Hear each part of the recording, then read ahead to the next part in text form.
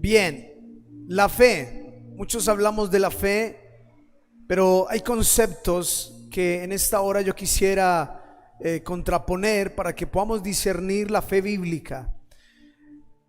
A veces oímos de fe y escuchamos gente decir, por lo menos, tengo fe en que me salga el torcido. Entonces, ¿cómo tiene fe para algo malo? Alguien puede decir, tengo fe a ver si me sale lo malo, tengo fe, y lo relacionan con un optimismo, un positivismo, algo bueno. Tengo fe en esto, tengo fe en aquello. Pero la palabra de Dios dice, la fe viene por el oír, y el oír, no conferencias de autoestima, no conferencias de superación personal. Dice, la fe viene por el oír, y el oír por la palabra de Dios. Es decir, que lo único que produce fe en mi vida, la única fuente de fe en mi vida es la palabra del Señor. Entonces eso me demanda que yo siempre esté conectado con Dios, con su palabra, que yo siempre me enchufe a eso. Eso me va a facilitar entender muchas cosas. Eso me va a facilitar entender lo que Dios quiere hacer. Y cuando entendemos lo que Dios quiere hacer, nuestra vida cambia totalmente. De hecho, si nosotros nos concentráramos en estar más atentos y pendientes a lo que Dios quiere hacer en nuestra vida, y menos afanados y menos preocupados por lo que nosotros queremos hacer de ella, créame que nuestra vida sería diferente. A veces estamos preocupados, cargados de ver qué voy a hacer con mi vida. Pero cuando nos concentramos y más bien preguntamos qué será lo que Dios quiere hacer en mi vida, eso cambia totalmente. Ahora, quisiera leer Hebreos 11:1, pero quiero leerles la Reina Valera Antigua. La Reina Valera Antigua dice así: es pues la sustancia de las cosas que se esperan. Quiero que preste bien atención. La sustancia de las cosas que se esperan, la demostración de las cosas que no se ven. Me llama la atención esta definición. La sustancia de las cosas que se esperan, la sustancia, la esencia. La Reina Valera Antigua dice la sustancia. Quiero decir una explicación con respecto a las traducciones bíblicas. Las traducciones bíblicas se dan por la variable que hay en el idioma. Los distintos idiomas demandan traducciones. Inclusive en las lenguas indígenas hay Biblia, traducción en quechua para los guambianos del Cauca. Cada tribu, cada cultura demanda una traducción. Pero aún la lengua en español, el lenguaje ha cambiado. Leemos algunos textos, por ejemplo dice, una versión dice, y 3 mancebos fueron echados al fuego. Usted dice mancebos, no es entendible, pero si le digo 3 muchachos, 3 jóvenes, te va a entender mejor lo que dice. Entonces las traducciones se han hecho de acuerdo a los lenguajes contemporáneos. Y ahí a veces debemos ser cuidadosos. Yo conozco hermanos cristianos, pastores, líderes que defienden la Reina Valera a capa y espada como si fuera la oficial del cielo. No, la Reina Valera del 60 es la oficial del cielo. Es buena, fue con la que conocimos el evangelio, que es la con la que nos han predicado, pues la avalamos. Pero no debemos negarnos a que hay otras traducciones que nos van a ayudar. Y hoy día es muy fácil. Usted ahí en su computador, en su dispositivo, usted coloca Biblia paralela, coloca un versículo y le salen 6, 7 versiones si usted tiene confusión con una sola versión. Pero esta versión dice la sustancia de lo que se espera, la demostración de lo que no se ve. Y me llamó mucho la atención porque ahí nos hace ir a los originales y realmente la sustancia es la esencia. Pero habla de una esperanza. Pero también no se queda en la esperanza. Dice, es la demostración de lo que no se ve. Entonces mire esa combinación entre esperar y demostrar. Eso es fe. Es decir, que aquí voy a otro concepto que a veces se filtra en la iglesia, que fe es solo esperar. Que fe es esperar y esperar y esperar, porque como no se ve, esperemos, pero llega un momento, llega el día del cumplimiento, que la fe evidencia lo que yo he creído en el nombre de Jesús. Ahora, el nivel básico de la fe es esperar. El nivel básico de la fe es esperar una promesa, un cumplimiento de una palabra. Pero ese esperar no es esperar a ver si sí, a ver si no. Ese esperar es una esencia, es una sustancia, una certeza que no te hace dudar. Entonces recordamos la palabra del viernes, y si no la has escuchado te la recomiendo ahí. Cuando Elías profetiza y habla de la lluvia, pero aunque no ve nada, tiene la sustancia de que la lluvia viene en el nombre de Jesús, en el nombre del Señor. ¿Por qué? Porque lo cree, porque tiene fe en lo que Dios dijo. Eso hace que entonces esa sea la diferencia de la fe. No es solamente esperar, esperar es una parte, está implícito en la fe, pero no es solamente eso. La fe también te va a llevar a actuar. Diga al que está a su lado: la fe te lleva a actuar. La fe te mueve. La fe te hace hacer cosas. La fe te hace actuar. La fe no es solamente esperemos a ver qué Dios dijo que iba a hacer, esperemos. No, la fe te lleva a moverte de una manera especial. La fe actúa hasta que demuestra lo que Dios dijo, pero está ahí manteniéndose, perseverando. Solo esperar no basta, la fe actúa. En el caso que hablábamos el viernes, Elías oyó, creyó, pero fue y habló. Le dijo al rey Acab: prepárate, una gran lluvia se oye. Aunque no había nubes, no había relámpagos, no había agua, vientos, nada. Pero él dijo: ya viene, se oye, por fe. Por fe. Y él mantuvo ahí en ese monte Carmelo la sustancia, no la soltó. La certeza no la soltó hasta que vino la lluvia. De eso trata la fe.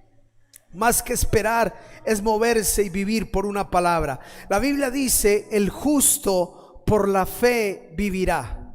Entonces el cristiano, los hijos de Dios, andamos por fe. Vivimos por fe, somos alimentados por una palabra. Por eso lo importante de estar enchufado a la palabra de Dios. Qué peligro es desconectarnos de la palabra. Qué peligro es darle la espalda a la palabra, desconectarnos con Dios. Eso es peligroso. Y en esta hora quisiera mostrarte un ejemplo claro de esto. Acompáñame a Segunda de Reyes capítulo 3. Segunda de Reyes capítulo 3. Y a través de este texto vamos a mirar lo que estamos hablando. Y también quiero reforzar el concepto de lo que hemos estado reflexionando las últimas semanas. Y quiero aclararlo, realmente me impactó y he estado masticándolo, dirigiendo poco a poco con respecto al tiempo de Dios. Entonces, nosotros entendemos el tiempo pasado, y hay gente que vive en ese pasado, se queda atrapado en el pasado, sus vidas no avanzan porque no pasan páginas, porque no superan situaciones en la vida y quedan atados, sumergidos al pasado. Y sus vidas están marcadas por un pasado y nunca van a experimentar algo poderoso de parte de Dios porque están en el pasado. Otros viven un presente demasiado tan metidos en el presente que nunca planifican. Es de esas personas que usted ve que nunca ahorrarán, nunca planificarán. Son de los que reciben la quincena y a los 5 días ya no tienen nada y están pidiendo prestado hasta la próxima quincena porque no viven el momento, el hoy. Si hoy se gastan todo, se lo gastan hoy. No planifican, no ahorran, no proyectan porque viven el presente, les importa es ahora. Y hay otros que viven pensando en el futuro y no viven ni lo uno ni lo otro. pensando qué va a pasar, será que esto será una situación, la vacuna, esto, aquello, lo otro, y andan pensando en lo que va a venir, que dejan de hacer cosas hoy. Eso lo entendemos, pero me gustó lo que el comentarista decía de aquel capítulo de Isaías 9, cuando dijo la palabra que recibió Zabulón y Neftalí y la tierra de Galilea, cuando dijo: tierra que estaba en oscuridad verá luz. Y dijo: ese es el tiempo profético de Dios, el profético perfecto. Y a mí me gustó mucho ese concepto, profético perfecto. Y créanme que empecé a indagar, a profundizar. Y con la palabra del viernes entonces me quedaba claro que era profético perfecto. Aunque escuchas la lluvia, aunque no ves nada, la lluvia ya está, porque en el tiempo profético perfecto de Dios ya está, aunque no la veas. La bendición ya está, aunque no la tengas. Como cuando Abraham, padre de multitudes, ya eres padre de multitudes. Y Romanos 4:17 dice: delante de Dios ya lo era, aunque no tenía ni un hijo. ¿Por qué? Porque Él llama las cosas que no son como si fuesen. Ese es el tiempo profético perfecto de Dios. Amén. Dele ese aplauso al Rey si usted lo cree con todo su corazón. Ahora déjenme mostrarle en esta historia.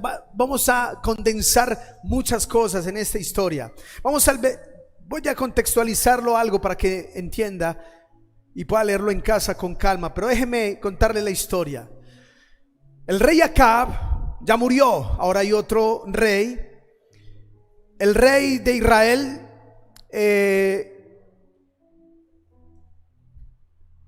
le cobraba tributo a Acab. Perdón, el rey Acab le cobraba tributo a Moab. Un pueblo llamado Moab le pagaba tributo, impuestos a Israel. Y resulta que murió Acab, el que hablábamos el viernes, murió Acab. Y cuando pusieron el otro rey, Moab se rebeló. Y Moab dijo: ya no le pago más impuestos a Israel. Ya no más. Hasta aquí ya no les pago más impuestos a esos de Israel. Entonces, en ese momento, el rey de Israel decide, que se llama Joram, decide ir a la guerra. No me van a pagar impuestos, entonces vamos a hacer guerra.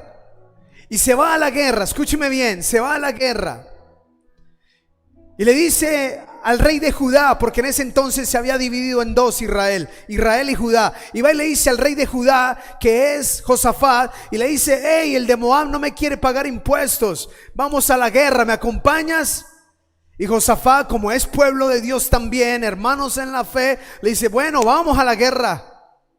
Y en el camino se enganchan otra alianza y se va el de Edom. 3 reyes: Israel, Judá y Edom. Pero aquí vamos a empezar a ver algo tremendo. El de Joram es un rey idólatra. Josafat es un hombre de Dios. Y Edom es el colado, el que no tiene ni lo uno ni lo otro. Ese está ahí metido. Pero déjeme leerle el versículo 8, 3:8. Miren lo que dice.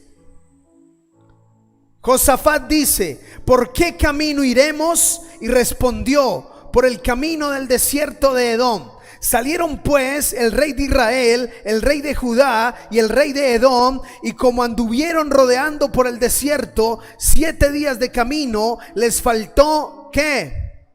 Les faltó agua para el ejército y para las bestias que los seguían.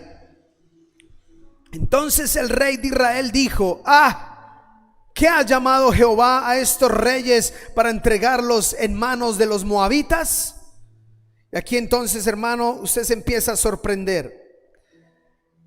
Joram es el peor rey de los 3, porque conoce a Dios, pero es un idólatra, no le obedece, le dio la espalda y está desconectado.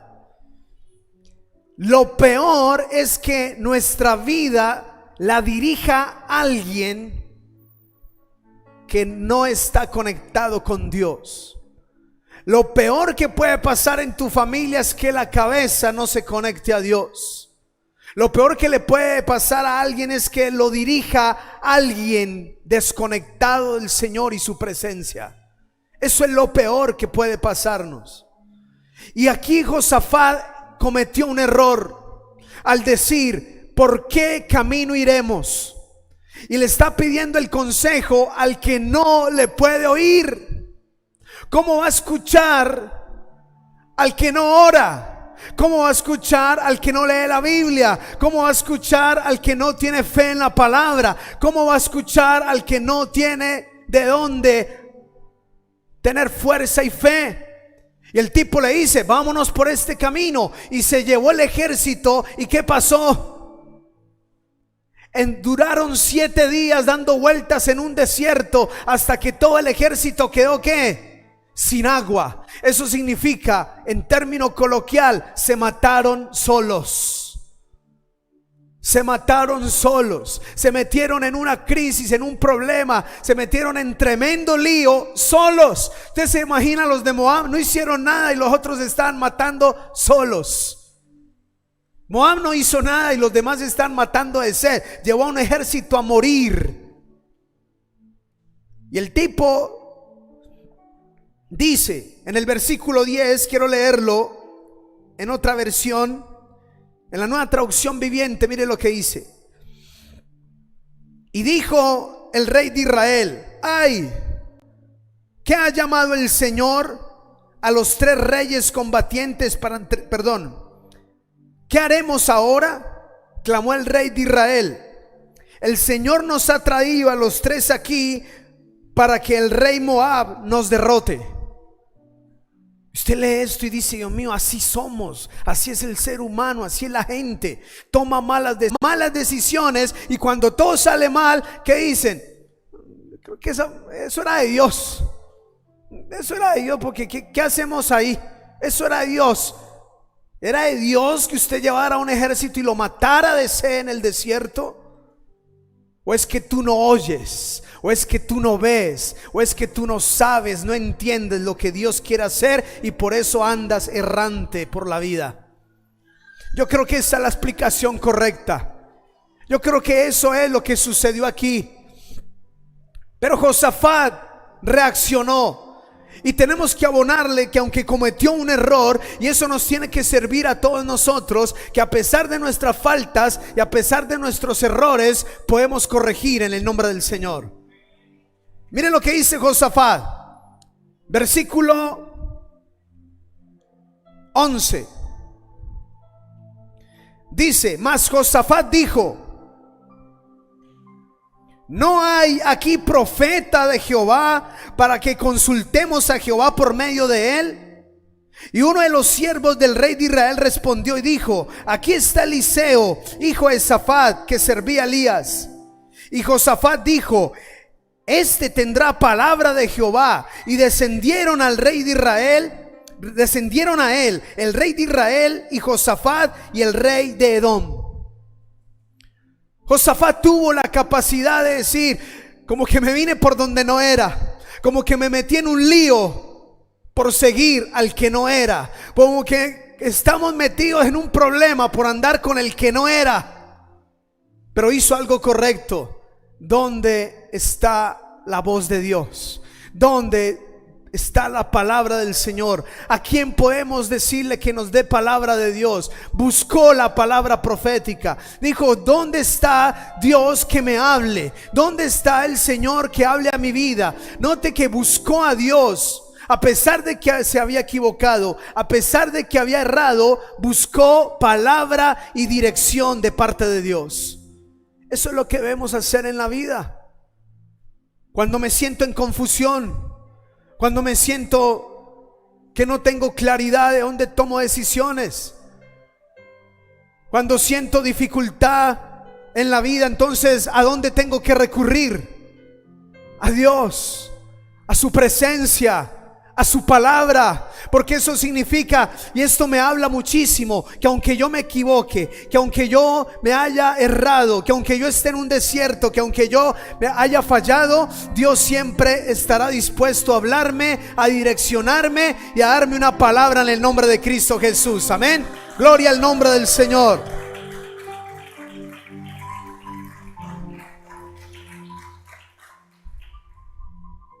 Y dice el versículo 13, quería omitirlo, pero da explicación a algo que siento necesario hablarlo. Entonces Eliseo dijo al rey de Israel: ¿qué tengo yo contigo? Ve a los profetas de tu padre y a los profetas de tu madre. Y el rey de Israel le respondió: no, porque Jehová reunió a estos 3 reyes para entregarlos a manos de los moabitas. Déjeme decirle algo aquí. El ambiente se puso tenso. Viene el rey de Israel, viene el rey de Judá, viene el rey de Edom, hasta donde Eliseo, y le dicen: denos una palabra. Y Eliseo le dice al rey de Israel, le dice: ¿y usted qué hace aquí? ¿Qué tengo yo que ver con usted? Imagínense los demás, cómo se puso ese ambiente. No sé si a usted le ha pasado que 2 discutan o 2 tengan problemas delante suyo y que los 2 tengan algo en común con usted, pero usted no tiene nada que ver ahí. Y le está diciendo: ¿usted qué hace acá? ¿Qué tengo yo que ver con usted? Le dice: ¿por qué no va y busca a los profetas de su papá y su mamá? Por no decir padre y madre, para que no suelte insulto. Suena insulto. Vaya, busque a los profetas de su madre. Suena un insulto. No, le dijo: ¿qué tiene que ver usted? ¿Qué hace aquí? ¿Por qué no va a buscar allá a los profetas de su papá o de su mamá? Suena mejor. ¿Por qué no va a buscarlos allá? ¿A qué viene aquí? O sea que el asunto estaba tenso. Pero el tipo le respondió y le dijo, la Biblia dice que le contestó: no, igual Dios nos trajo aquí para matarnos. O sea que ahí muestra que el tipo seguía en una obstinación, que el tipo seguía empeñado. Quiero leerle esta traducción. Dice: ¿por qué has venido a verme a mí? La Nueva Traducción Viviente. ¿Por qué has venido a verme a mí?, preguntó Eliseo al rey de Israel. Busca a los profetas paganos de tu padre y de tu madre. Pero Joram, rey de Israel, dijo: no, ¿acaso no ha sido el Señor el que nos trajo a los 3 reyes aquí para que el rey de Moab nos derrote? ¿Qué le digo? Como dice el dicho popular: tras del ladrón, bufón. Antes culpa a Dios. Pero mire la respuesta de Eliseo, versículo 14.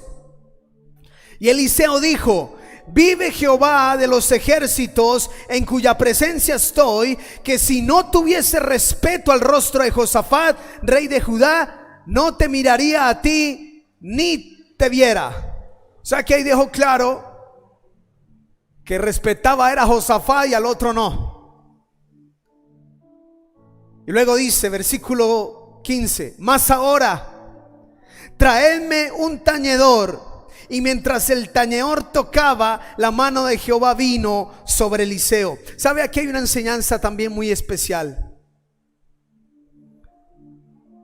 ¿El ambiente era bueno o estaba medio pesado? Estaba pesado. ¿Y vinieron a qué? A oír a Dios. Pero ¿quién va a oír a Dios en medio de ese ambiente tan pesado? Eso es como cuando usted pelea con su esposa y luego le dice: Señor, guíame. Con esa espiritualidad así. Se agarró lo mandón de los profetas de su papá y de su mamá. Y luego levanta las manos y dice: Señor, háblame. Como si nada. No funciona así. Diga al que está a su lado: no funciona así. Eliseo acaba de tener una confrontación. Acaba de decirle: hey, ¿usted qué hace aquí? ¿Qué me viene a buscar a mí? Vaya por allá donde ya le dije. Pagano, idólatra, porque eso era Joram, un idólatra, un pagano. Ahora, ¿sabe? Aquí hay tanta enseñanza de Dios. Esto muestra que los hijos de Dios no nos congraciamos, ni queremos sonrisas, ni caerle bien al que anda haciendo lo contrario a Dios. Hay gente que sabe que alguien está haciendo lo opuesto, son capaces de congraciarse hasta con el brujo con tal de no caerle mal al brujo. Que me da pena con el brujo. Me tomé la foto ahí para el Facebook con el brujo porque me da pena. No, los hijos de Dios siempre marcaremos posiciones claras. Por eso dice: no participes de las obras de las tinieblas, sino repréndelas.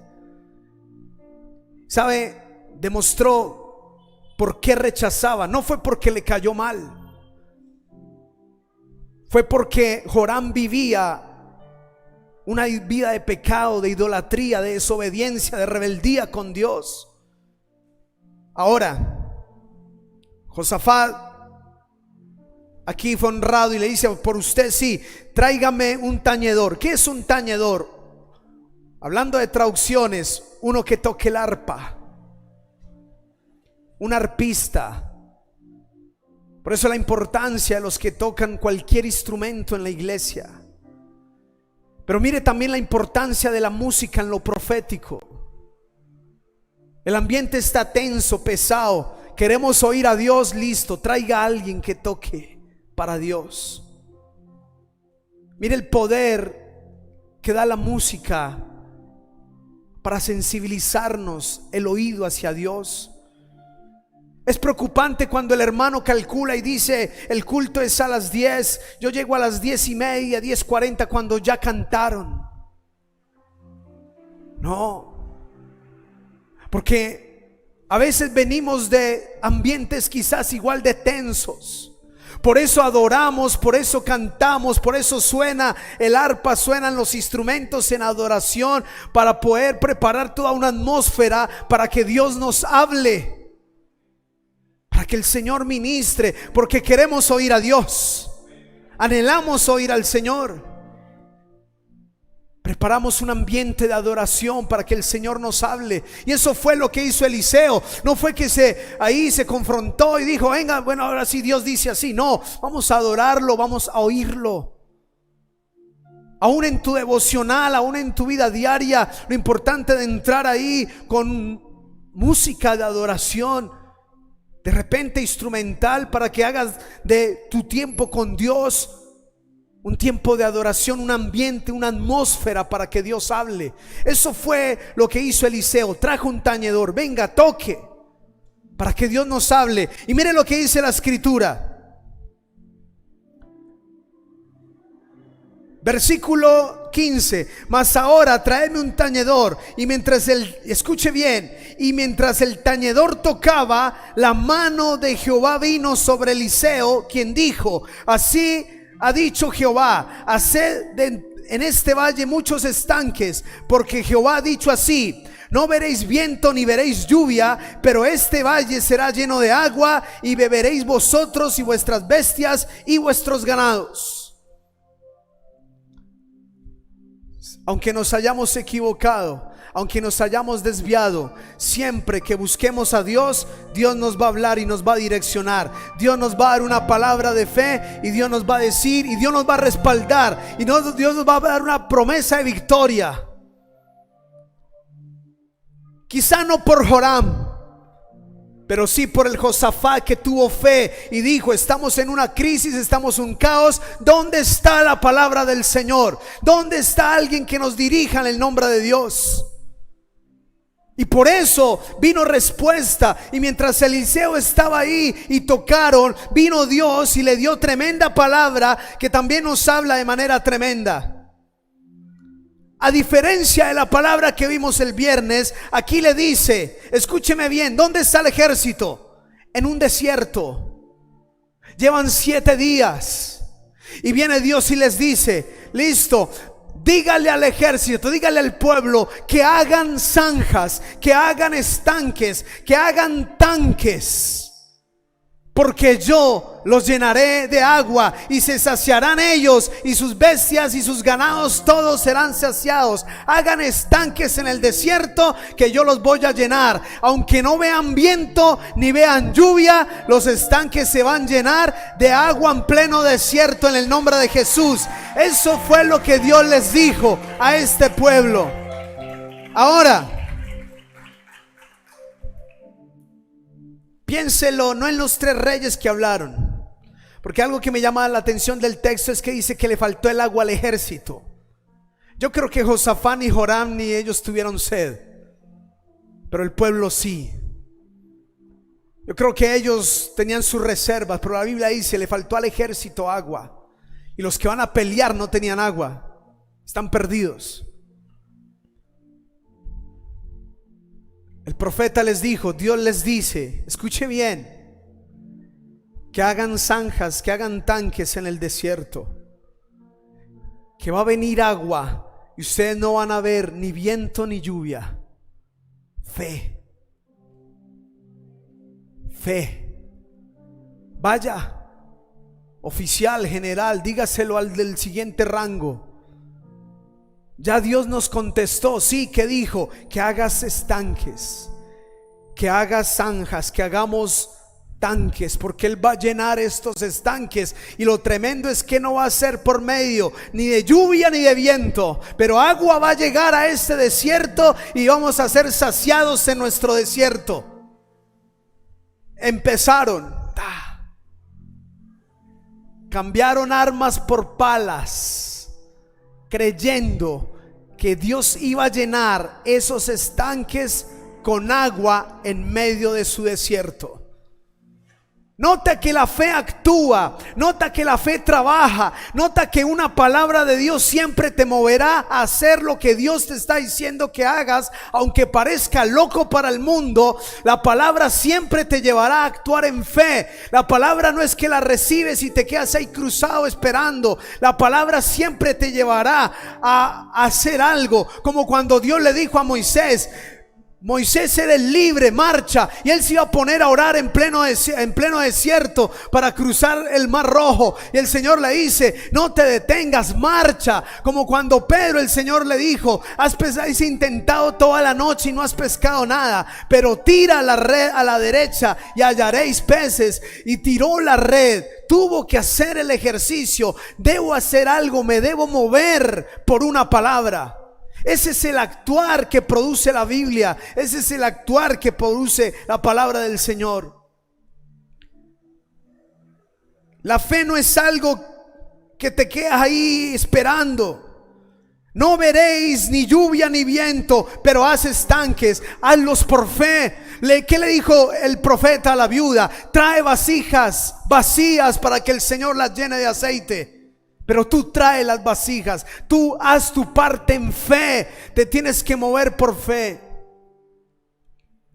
Mi esposa explicó esta mañana algunas cosas de nuestra experiencia en el ministerio, de lo que hemos aprendido. Nos hemos movido por fe, como ella decía.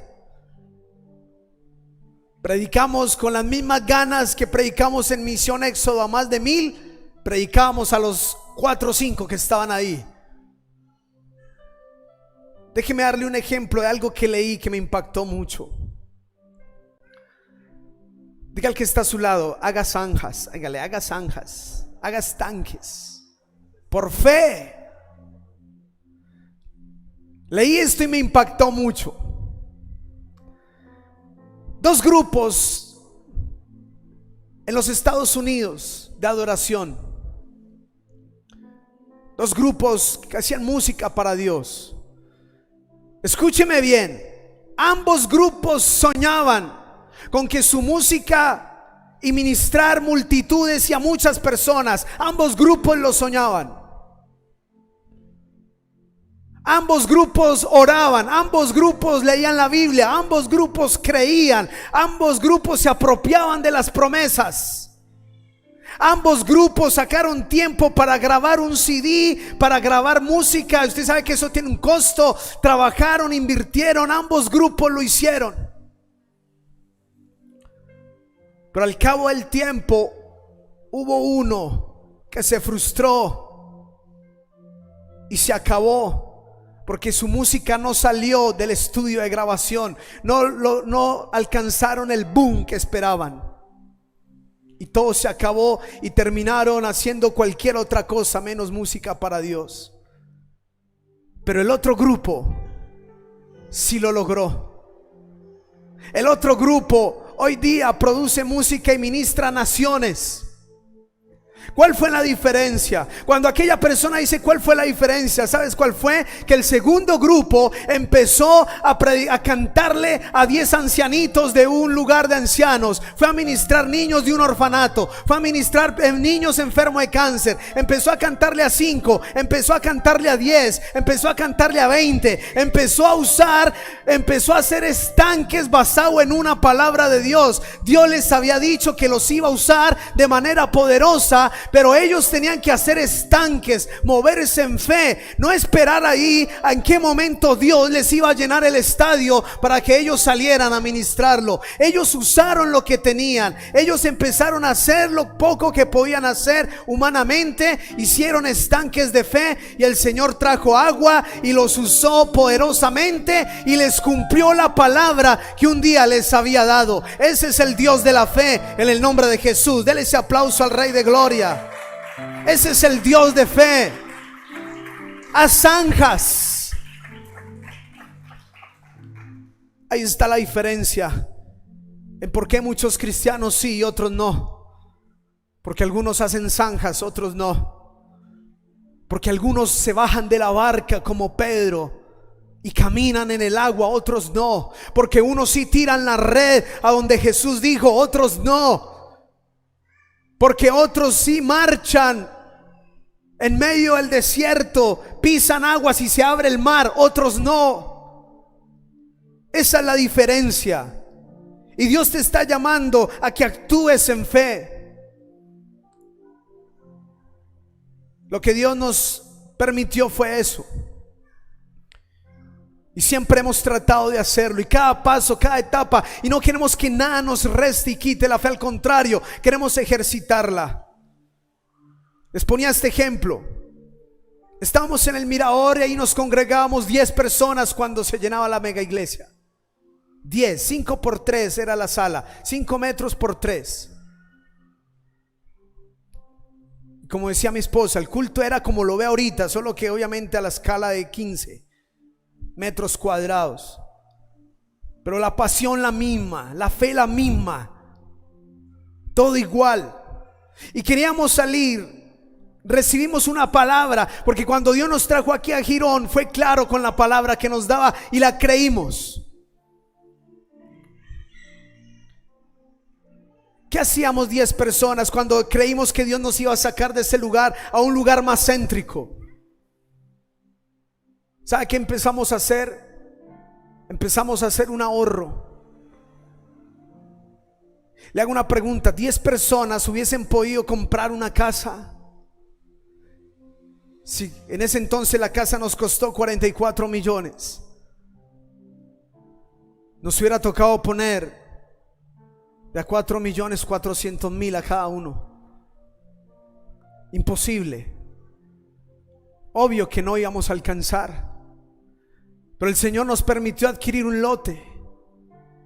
El Señor nos permitió vender eso. Y cuando lo fuimos a vender al cabo de 2 años ya valía no 9 sino 22 millones. Entonces ahí fue cuando vino un apoyo. Ustedes consiguieron 22, traemos 22, compramos esa casa. Hicimos zanjas, hicimos estanques para vender esa casa y llegar aquí. Los que están desde ese entonces con nosotros, recuerden cómo fue haciendo gallinas. ¿Cuántos comieron de esas gallinas? Casi cada 15 días comiendo gallina. La pregunta es: ¿íbamos a comprar este lugar con gallinas? Obvio que no. Pero hicimos estanques, nos movimos en fe.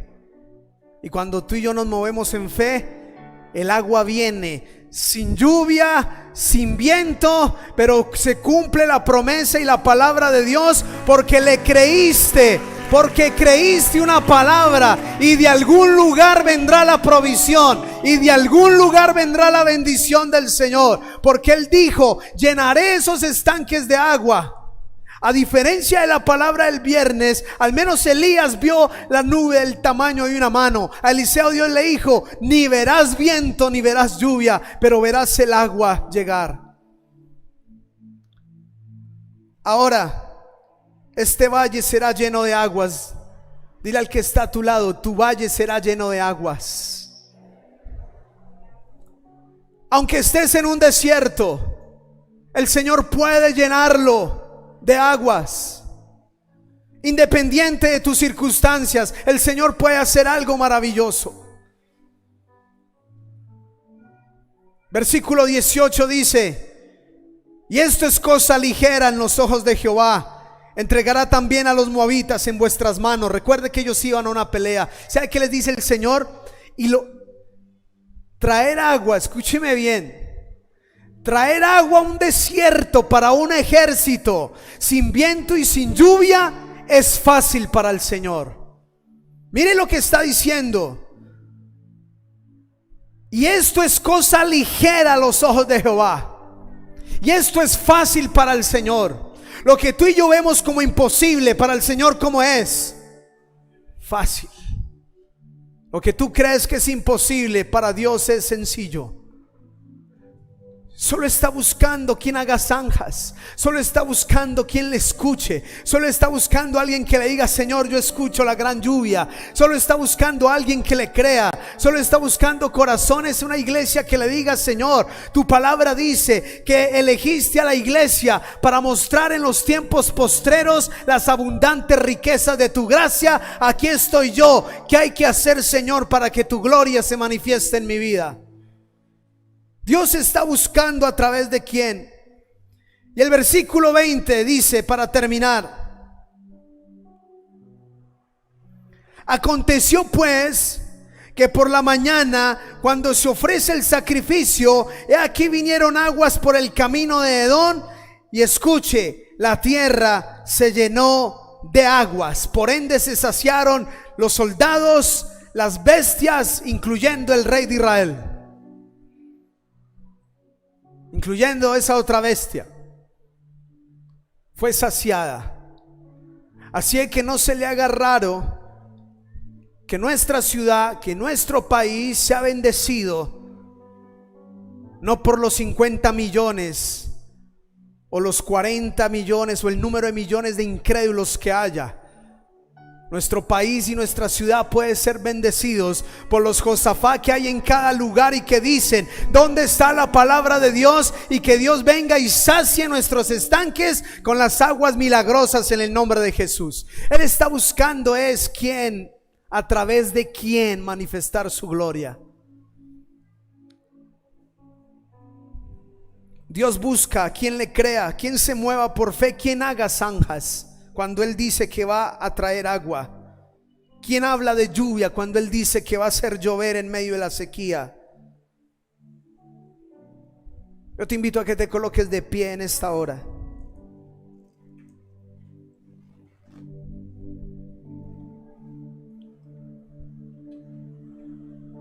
Dios da su palabra y envía su palabra. Y esto produce una fe. Entonces la persona que recibe la palabra, Dios le ha prometido una bendición, un sustento, una provisión milagrosa. Dios te ha dicho de un mejor trabajo, gloria a Dios. ¿Qué estanques estás haciendo? ¿Cuántas hojas de vida estás pasando? ¿O estás diciendo: no, yo creo, ¿y qué has hecho? Nada, pero yo creo? Vas a ser como el grupo que hizo todo lo de los demás, pero no hicieron estanques.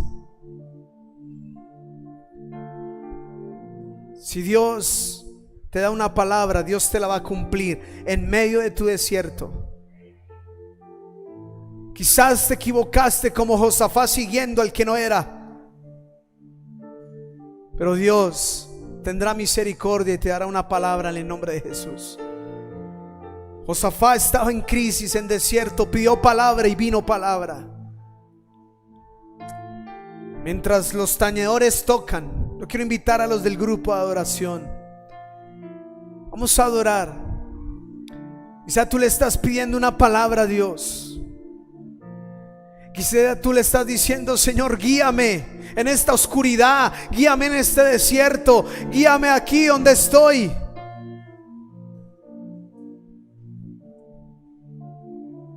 Quizá te equivocaste, te desviaste, fuiste tras quien no era.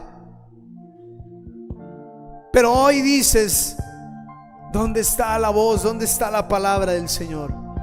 Dios te hablará, Dios te dirigirá. Dios te dirá qué zanjas abrir, a dónde tirar la red.